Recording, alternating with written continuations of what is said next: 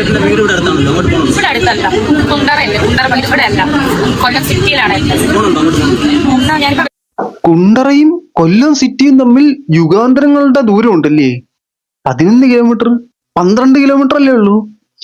ഇതെന്താ സംഭവം എന്ന് ചോദിച്ചു കഴിഞ്ഞാൽ, നമ്മുടെ രേണുസുതി അല്ല, നമ്മുടെ അല്ല, രേണുസുതി കുണ്ടറയില് ആപ്പിൾ ബുട്ടീക്കിന്റെ ഇനോഗ്രേഷൻ വന്നിട്ടുണ്ടായിരുന്നു.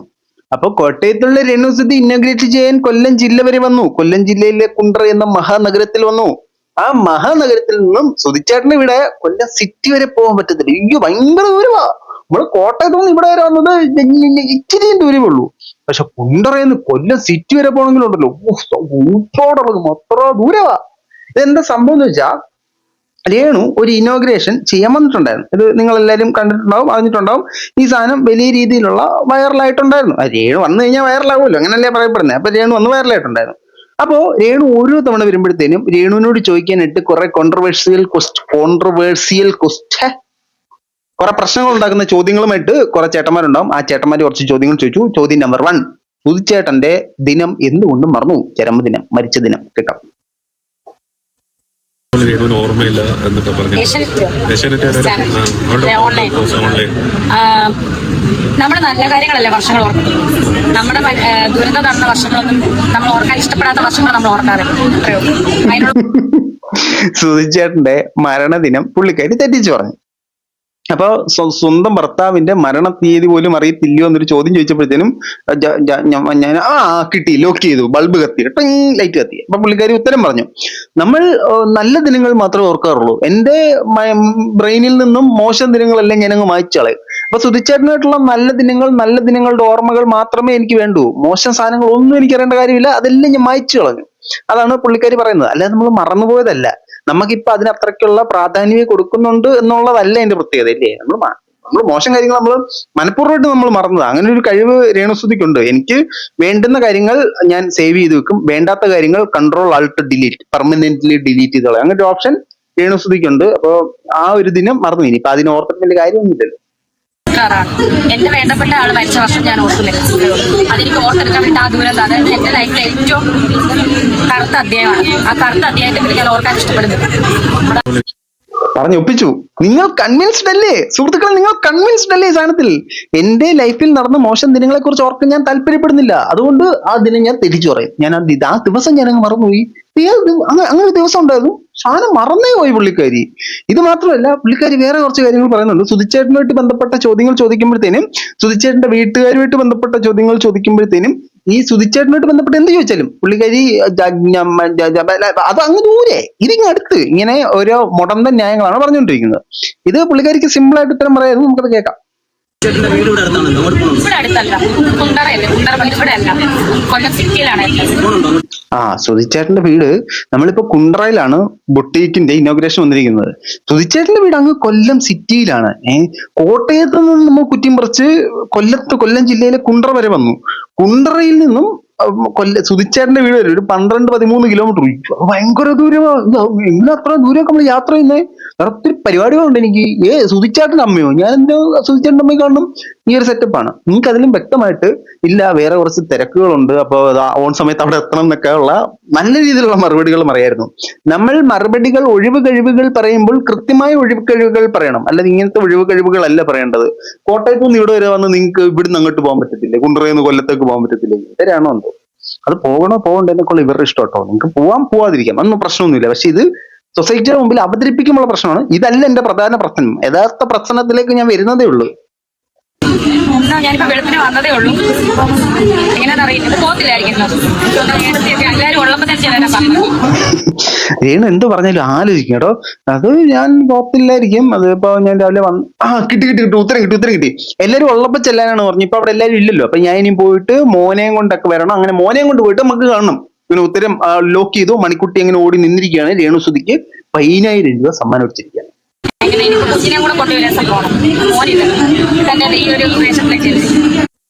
ഈ വേഷത്തിന് എന്താ കുഴപ്പം? നല്ല വേഷമാണല്ലോ. അന്ന് കാറിലിരുന്ന് സീറ്റ് ബെൽറ്റ് മാറ്റി ഡാൻസ് കളിച്ച, അല്ലെങ്കിൽ പാട്ട് പാടി ഡബ് സ്മാഷ് ചെയ്ത പോലത്തെ ഒന്നും അല്ലല്ലോ. നല്ല സുന്ദരമായ വസ്ത്രം. പിന്നെ സുന്ദരമായ വസ്ത്രം എവിടേക്കോ ഒന്ന് പാളിയിട്ടുണ്ട്. ഞാൻ കാണിക്കാം. ഞാൻ കൂടുതലായിട്ട് കാണിക്കുന്നില്ലടേ. ഞാൻ ഇത് സാധനം പെട്ടെന്ന് അങ്ങ് അടിച്ചു വിട്ടങ്ങ് തീർക്കാം. ഓക്കെ, ഞാൻ ഇത് ഒത്തിരി കാണിച്ച് കഷ്ടപ്പെടുന്നില്ല. ഇത് ആ സൈറ്റിലൊക്കെ കിടപ്പുണ്ട്. നിങ്ങൾ ആ സൈറ്റിൽ ഈ സൈറ്റിലൊക്കെ നോക്കി കഴിഞ്ഞാൽ നിങ്ങൾക്ക് ഇത് കാണാൻ പറ്റും. പുള്ളിക്കാരി വളരെ എക്സ്പ്ലോസീവ് ആയിട്ട് ഡാൻസ് കളിച്ചിട്ടുണ്ട്. സാരിയല്ലേ, ഡാൻസ് കളിക്കുമ്പോൾ തുണി അങ്ങോട്ടും ഇങ്ങോട്ടും ഒക്കെ ഇച്ചിരി മാറി നിൽക്കും. അതിന് നമുക്ക് അങ്ങനെ തെറ്റ് പറയാനൊന്നും പറ്റത്തില്ല. ഡാൻസ് ആകുമ്പോൾ തുണി മാറും, അതൊരു തെറ്റല്ല.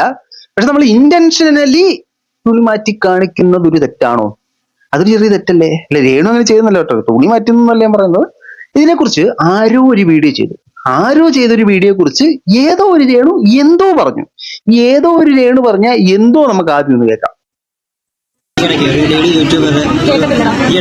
യൂട്യൂബർ ഒരു വീഡിയോ കണ്ടിട്ടുണ്ടായിരുന്നു. ചേച്ചി കാലിടുന്ന റീൽസ് ഇട്ടപ്പോൾ സീറ്റ് ബെൽറ്റ് മാറ്റിയിട്ടെന്ന് പറഞ്ഞിട്ട് അതിനൊരു എന്താ പ്രതികരിക്കാറുള്ളത്? സീറ്റ് ബെൽറ്റ് പിന്നെ മാറ്റാതെ തലയിടാൻ പറ്റുമോ? ഇങ്ങനെയല്ലേ ഇടാൻ പറ്റത്തുള്ളൂ. കറക്റ്റ് ചോദ്യം. സീറ്റ് ബെൽറ്റ് പിന്നെ തല കൂടെ ഇടാൻ പറ്റുമോ? ഇങ്ങനല്ലേ ഇടാൻ പറ്റൂ. അതെ, സീറ്റ് ബെൽറ്റ് ഇങ്ങനെ ഇടാൻ പറ്റൂ. പക്ഷെ സീറ്റ് ബെൽറ്റ് ഇങ്ങനെ ഇടുമ്പോഴത്തേനും നമ്മുടെ കഴുത്തിന്റെ നെക്ക് ഇച്ചിരി താന്ന് കിടക്കുമ്പോൾ ആ സീറ്റ് ബെൽറ്റ് എടുത്ത് ഇങ്ങനെ മാറ്റി ക്യാമറ കാണിക്കുമ്പോഴാണ് ആൾക്കാർ ഓരോന്ന് ചോദിക്കുന്നത്. അപ്പൊ രേണുവിന് കാണിക്കാം, രേണുവിന് കംഫർട്ടബിൾ ആണെങ്കിൽ രേണുവിന് എന്ത് വിടാം. എന്റെ ഒരു കൺസെപ്റ്റ് എന്ന് പറഞ്ഞാൽ, നിങ്ങൾക്ക് എത്ര എക്സ്പോസീവ് ആയിട്ടുള്ള ഡ്രസ്സുകളോ ഇടാം, എത്ര വൾഗർ ആയിട്ടുള്ള ഡ്രസ്സുകളോ ഇടാം. നിങ്ങൾ കംഫർട്ടബിൾ ആണെങ്കിൽ നിങ്ങൾ ഇട്ടോളൂ. പക്ഷെ നിങ്ങൾ ഇട്ടതിന് ശേഷം കാണുന്ന ആൾക്കാർ എന്റെ അതേ ചിന്താഗതിയിലൂടെ ഇത് കാണണം എന്ന് നമുക്ക് പറയാൻ പറ്റത്തില്ല. ആ കാണുന്ന ആളുകൾക്ക് ചിലപ്പോൾ അത് ഇഷ്ടം ഉണ്ടായിരിക്കില്ല, അത് ഇഷ്ടപ്പെട്ടിട്ടുണ്ടായിരിക്കില്ല. നിങ്ങൾ ചിലപ്പോൾ സാരിയൊക്കെ എടുത്ത് നല്ല സുന്ദരി കോമളയായിട്ട് നല്ല വസ്ത്രത്തിലൊക്കെ പൊതിഞ്ഞിരിക്കുന്ന കാണാനായിരിക്കും പല ആളുകൾക്കും ഇഷ്ടം.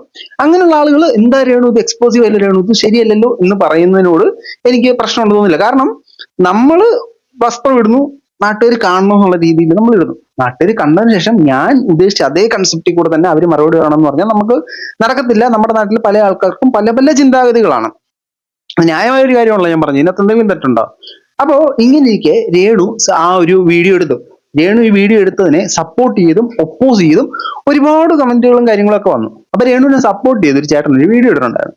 ആ വീഡിയോ രേണു ചേച്ചി സ്റ്റോറി ഒക്കെ ഇട്ടിട്ടുണ്ടായിരുന്നു. നമുക്ക് 2 ദിവസമായി നമുക്ക് ആ ചേട്ടന്റെ വീഡിയോ ന്യായീകരണം ഒന്ന് കണ്ടുനോക്കാം. നമ്മുടെ രേണു ചേച്ചി ഇപ്പൊ റീസെന്റ് ചെയ്തൊരു വീഡിയോ ആണ്. ആ വീഡിയോ ഞാൻ ആദ്യം കാണിക്കാം, എന്നിട്ട് ഞാൻ കാര്യങ്ങൾ പറയും.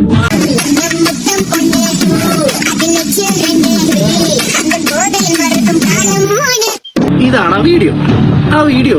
പൊന്നുകളി, ഈ ബാക്ക്ഗ്രൗണ്ട് മ്യൂസിക് ഇനിടുന്നല്ല കേട്ടോ. ഇത് നമ്മൾ ഭയങ്കര ക്രൈം ത്രില്ലർ സ്റ്റോറി ഒക്കെ ഇടുമ്പോഴായിരിക്കും ഈ സാധനം കുറച്ചും കൂടെ സ്യൂട്ടബിൾ. പിന്നെ അണ്ണൻ ഇഷ്ടപ്പെട്ടെങ്കിൽ അണ്ണൻ ഇടാൻ കുഴപ്പമൊന്നുമില്ല, ഞാനായിട്ട് പറയാം. എന്നിട്ട് ആ വീഡിയോന് റിയാക്ട് ചെയ്തൊരു പുള്ളിക്കാരെയും കൂടി ഞാൻ കാണിക്കാം, അതും കൂടെ. പാവം സീറ്റ് ബെൽറ്റ് മാറ്റി കാണിക്കാനുണ്ടായ ആ ഒരു മനസ്സ് ആരും കാണാതെ പോകരുത്. എല്ലാം എന്റെ സുധിച്ചേട്ടന് വേണ്ടിയിട്ടാണ്. ഞാൻ ഈ സുധിച്ചേട്ടൻ കാരണം തന്നെയാണ് ഞാൻ ഇന്ന് ഇവിടെ കാണിക്കാൻ വേണ്ടിയിട്ട് നിൽക്കുന്നത്. എല്ലാം എന്റെ സുധിച്ചേട്ടനും മക്കൾക്കും വേണ്ടിയിട്ട് ആ വീഡിയോ നിങ്ങൾ ഈ വീഡിയോ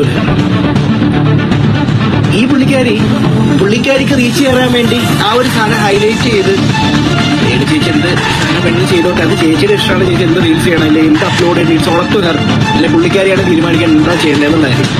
ഇത് നിങ്ങൾ ചെയ്ത സാധനം എന്താ റീച്ചിന് വേണ്ടി ചെയ്തതല്ലേ? എന്റെ പൊന്നു ബ്രോ, ഈ ബാക്ക്ഗ്രൗണ്ട് മ്യൂസിക്കിന്റെ ആ ഒരു ഇന്റൻസിറ്റി എങ്കിലും കുറയ്ക്കണം. ബ്രോ പറയുന്നത് നല്ല കൃത്യമായിട്ടുള്ള സാധനങ്ങളാണ്, വളരെ സ്ഫുടമായിട്ടുള്ള രീതിയിൽ സംസാരിക്കുന്നുണ്ട്. പക്ഷെ ഈ ബാക്ക്ഗ്രൗണ്ട് മ്യൂസിക്കിന്റെ ഒരു സൗണ്ട് ഭയങ്കരമായിട്ട് കൂടിപ്പോയി. ഇനി അടുത്ത പ്രാവശ്യം ഈ എന്തെങ്കിലും വീഡിയോ ചെയ്യുമ്പോഴത്തേനും ആ സൗണ്ട് ഒന്ന് കുറച്ച് കഴിഞ്ഞാൽ നമുക്ക് കേൾക്കുന്ന ആളുകൾക്ക് ഒരു ഇച്ചിരി ഓക്കെ ആയിരിക്കും കേൾക്കാൻ. ബ്രോ പറയുന്ന പല കാര്യങ്ങളും ഈ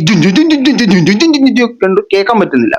ഇനിയും ബ്രോ ചോദിക്കുന്ന ഒരു കാര്യം, നിങ്ങൾ ഈ വീഡിയോ ചെയ്ത് രേണു അവരുടെ വീഡിയോയിൽ എന്തോ ഇടട്ടെ, നിങ്ങൾ ഈ വീഡിയോ ചെയ്തത് റീച്ചിന് വേണ്ടിയിട്ടല്ല എന്നുള്ളതാണ് ചോദ്യം. സോഷ്യൽ മീഡിയയിൽ ഒരാൾ എന്തെങ്കിലും പോസ്റ്റ് ചെയ്യുന്നുണ്ടെങ്കിൽ റീച്ചിന് വേണ്ടി തന്നെയാണ്, അല്ലാതെ എനിക്ക് കാണാൻ വേണ്ടി മാത്രമാണെങ്കിൽ ഞാൻ അത് സോഷ്യൽ മീഡിയ പോസ്റ്റ് ചെയ്യേണ്ട കാര്യമില്ല. ഞാൻ വീഡിയോ ഇടുന്നതും റീച്ചിന് വേണ്ടിയിട്ടാണ്, ബ്രോ ഈ വീഡിയോ ഇട്ടതും റീച്ചിന് വേണ്ടിയിട്ടാണ്, രേണു ഇടുന്നത് റീച്ചിന് വേണ്ടിയിട്ടാണ്, പുള്ളിക്കാരി ഇടുന്നത് റീച്ചിന് വേണ്ടിയിട്ടാണ്, എല്ലാവരും ഇടുന്ന റീച്ചിന് വേണ്ടിയിട്ടാണ്. ബ്രോ ഈ വീഡിയോക്ക് ആ പുള്ളിക്കാരി മാത്രം കണ്ടാൽ മതിയെങ്കിൽ എടുത്തിട്ട് ആ പുള്ളിക്കാരിക്ക് മാത്രം വെച്ചു കൊടുത്താൽ മതിയായിരുന്നല്ലോ. എന്താണ് പബ്ലിക് ഇട്ടത്?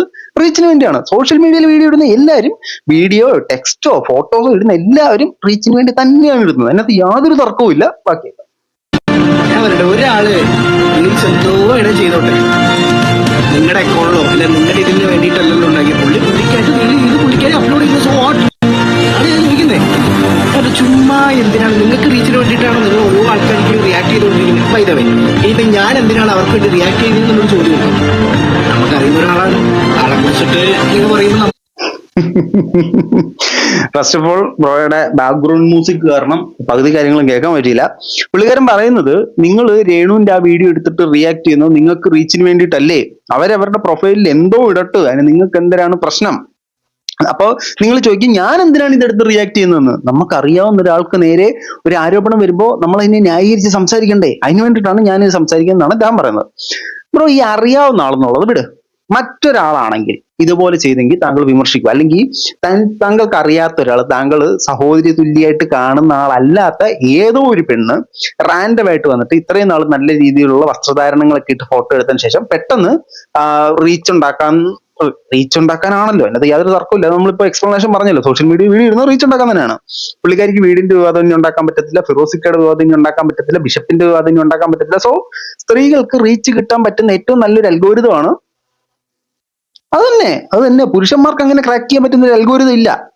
അപ്പൊ തനിക്ക് അറിയാത്ത ഏതോ ഒരു പെണ്ണ് ഇത്രയും നാൾ താൻ ഫോളോ ചെയ്യുന്നു, നല്ല രീതിയിൽ പുള്ളിക്കാരി വസ്ത്രം ധരിക്കുന്നു, പെട്ടെന്ന് ആള് ഈ വീഡിയോ ഒക്കെ എടുക്കുമ്പോഴത്തേനും ഇങ്ങനെയൊക്കെ അങ്ങനെ ഒക്കെ ആക്കുമ്പോഴത്തേനും നിങ്ങൾക്ക് ദേഷ്യം വരുമോ?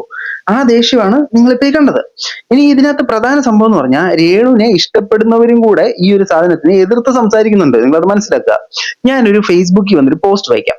ഞാൻ ഒരുപാട് രേണു സുധിയെ സപ്പോർട്ട് ചെയ്തിട്ടുണ്ട്. എന്റെ പേജിലൂടെയും അതിൽ ഉപരി എന്റെ കൂട്ടുകാരുടെ നന്മ മാത്രം ഞാൻ ഈ പെൺകുട്ടിയെ പറ്റി പറഞ്ഞിട്ടുള്ളൂ.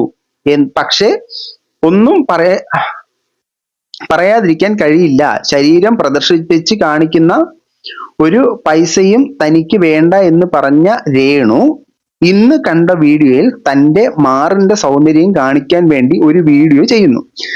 ശരിക്കും പറഞ്ഞാൽ രേണുവിനോട് ഇത്രയും നാളും ഉണ്ടായിരുന്ന ബഹുമാനം നിന്നുപോയി. കാരണം രേണു ശരീരം കാണിക്കാതെ തന്നെ സുന്ദരിയാണ്. യെസ്, അതിനോട് ഞാൻ യോജിക്കുന്നു കേട്ടോ. വളരെ മനോഹരമായ പെരുമാറ്റമാണ്, അതിനോട് ഞാൻ അത്ര യോജിക്കുന്നില്ല.